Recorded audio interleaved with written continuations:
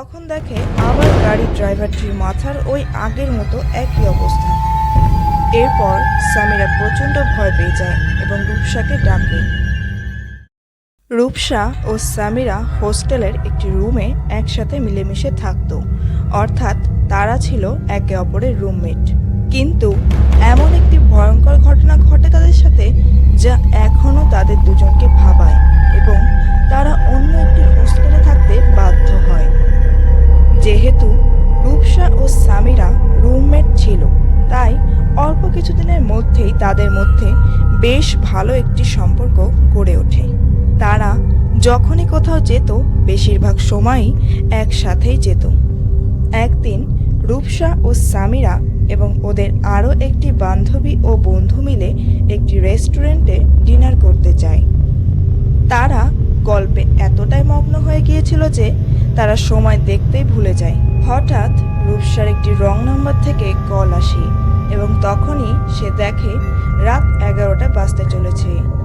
যেহেতু রূপসা ও সামিরা একটি গার্লস হোস্টেলে থাকতো, তাই এত রাত অবধি হোস্টেলের বাইরে থাকা অ্যালাউ ছিল না তাদের। কথাটি মনে পড়া মাত্রই তারা সকলে মিলে এবার যার যার হোস্টেল বা বাড়িতে যাওয়ার সিদ্ধান্ত নেয়। রূপসা ও সামিরার দুজন বন্ধু বান্ধবী নিজের বাড়ির থেকে রওনা হয় এবং তারাও এবার ক্যাব বুক করার চেষ্টা করে। তখন প্রচণ্ড বৃষ্টি শুরু হয়ে গিয়েছিল, তাই এই সময় কোনো রকম ক্যাবের সন্ধান পাওয়া খুবই কষ্টকর হয়ে গিয়েছিল। প্রায় 15 থেকে 20 মিনিট দাঁড়িয়ে থাকার পর একটি ট্যাক্সি ওদের দিকে আসতে দেখে।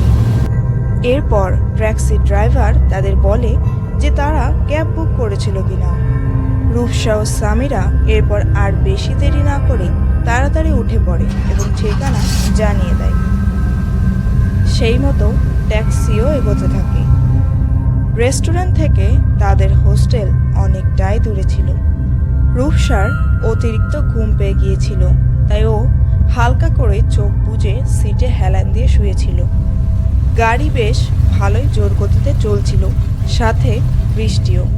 সামিরা অনেক সময় ধরেই জানালার বাইরে তাকিয়েছিল। এবার হঠাৎ করেই ওর চোখ ট্যাক্সির সামনে সিটের দিকে কাচটির ওপর পড়ে। ও দেখে ট্যাক্সি ড্রাইভারের অর্ধেক মাথা উধাও। রক্তের স্রোতে ড্রাইভারের জামার কলার ভিজে গেছে।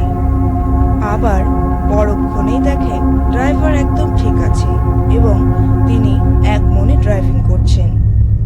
সামিরা ভাবল হয়তো তার শরীর প্রচণ্ড ক্লান্ত, তাই এসব মনে আসছে। এরপর আবার সে বাইরের দিকে তাকিয়ে থাকে। কিছুক্ষণ পর আবার যখন সে ওই গাড়ির সামনে কাচের দিকে তাকায়, তখন দেখে আবার গাড়ির ড্রাইভারটির মাথার ওই আগের মতো একই অবস্থা। এরপর সামিরা প্রচণ্ড ভয় পেয়ে যায় এবং রূপসাকে ডাকে। রূপসা যখন তাকায়, তখন আবার সব ঠিকঠাক থাকে। রূপসা সামিরাকে বোঝায় তার শরীর ক্লান্ত হওয়ার কারণেই এমনটা মনে হচ্ছে। রূপসা ও সামিরা দুজনেই জানলা দিয়ে এবার বাইরের দিকে তাকিয়েছিল। রূপসারও এবার চোখ পড়ে সেই কাজটির দিকে এবং রূপসাও সেই ভয়ঙ্কর মুখটি দেখে।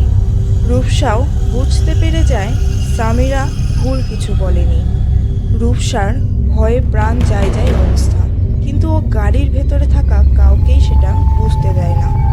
ওই চেহারার কথা বারবার মনে পড়ছিল রূপসার। সামিরা এবং রূপসা দুজনে এবার একটি বাজে গন্ধ পায়। তখন গাড়ি সমান গতিতে চলছে। রূপসা সহ্য করতে পারে না, একে ওই ভয়ঙ্কর চেহারা, আবার পচা গলা গন্ধ, সব মিলিয়ে রূপসার মাথা তালগোল পাকিয়ে যাচ্ছিল। রূপসা এবার বাধ্য হয়ে গাড়ি দাঁড় করায় এবং সামিরাকে বলে, চল, বাকিটা আমরা হেঁটেই যেতে পারবো।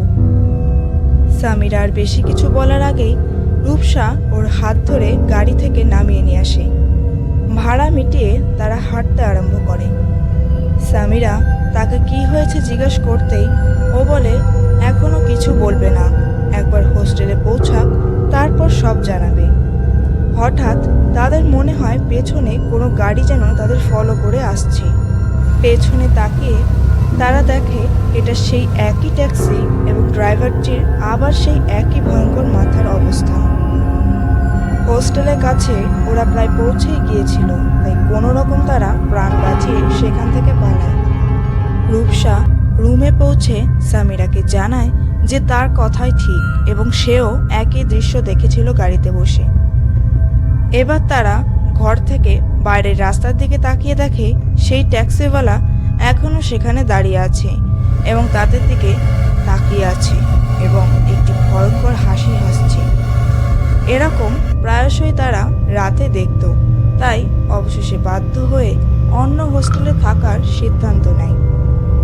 এরপর তাদের সাথে এমন আর কিছু হয়নি, কিন্তু মনের মধ্যে ভয়টা রয়ে গিয়েছিল। হ্যালো বন্ধুরা, গল্পটি এখানেই শেষ হচ্ছে। যদি সামান্য পরিমাণে ওই গল্পটি তোমাদের মনে জায়গা করতে পারে তাহলে অবশ্যই একটি লাইক দিয়ে দিও, আর হ্যাঁ, কমেন্ট করতে ভুলো না। ধন্যবাদ।